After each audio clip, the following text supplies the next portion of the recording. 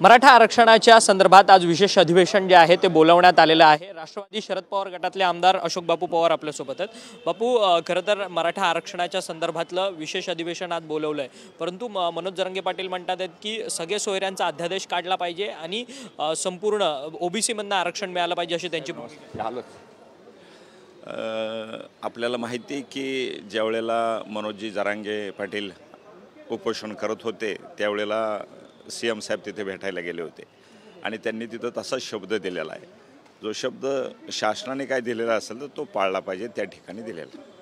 खरं तर पण एकीकडे खरं तर आज मराठा आरक्षणासाठी विशेष अधिवेशन होतंय आणि या विशेष अधिवेशनाला मराठा आरक्षणाला एक वेगळा दर्जा प्राप्त होणार आहे। खरं तर 9 ते 13% हे आरक्षण असणार आहे अशी माहिती जी आहे ती रंगताना पाहायला मिळते।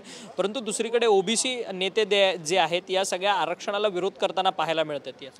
खरं म्हणजे आपण पाहतोय की मराठा समाजातली अनेक लोक आपण पाहतोय की आज आर्थिक परिस्थिती खूप खालावलेली आहे आणि अशा वेळेला त्याला विरोध कोणी केलेला नाही पाहिजे, त्यांना मदतच केली पाहिजे, ही भूमिका माझ्यासारख्या कार्यकर्त्याची आहे।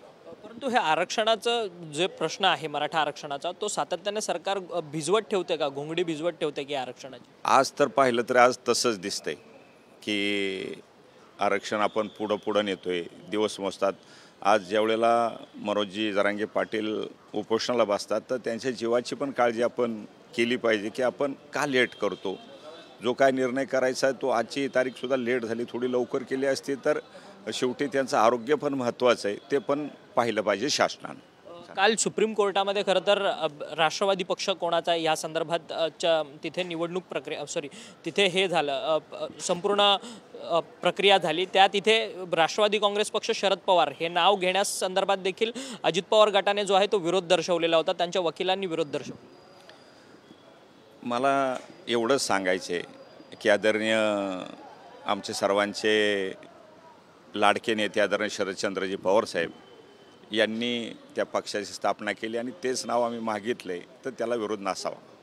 परंतु सातत्याने कुठेतरी आपण पाहिलं की अशोक बापू पवार आणि अजित पवार हे यांची संपूर्ण भेट झालेली आपण विधान भवनात आपण पाहत आहेत। अशोक बापू पवार जे आहेत ते आता शरद पवार गटामध्ये आहेत आणि राष्ट्रवादी कोणाची या संदर्भातला निकाल जो आहे निवडणुकीचा निकाल तो अजित पवार गटाकडे दिलेला आहे। आणि काल संपूर्ण सुप्रीम कोर्टामध्ये राष्ट्रवादी काँग्रेस पक्ष शरद पवार या नावाला सुद्धा जो विरोध आहे तो अजित पवार यांच्या वकिलांकडून करण्यात आलेला होता। त्या संदर्भातली प्रतिक्रिया जी आहे ती अशोक बापू पवार यांनी आपल्याशी बोलताना केलेली आहे। व्हिडिओ जर्नलिस्ट प्रेम मात्रेसह अक्षय मंगळणी, TV9 मराठी, मुंबई।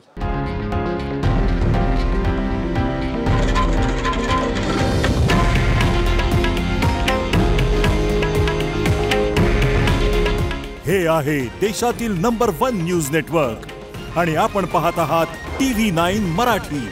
काळजी तुमची, हित महाराष्ट्राचं।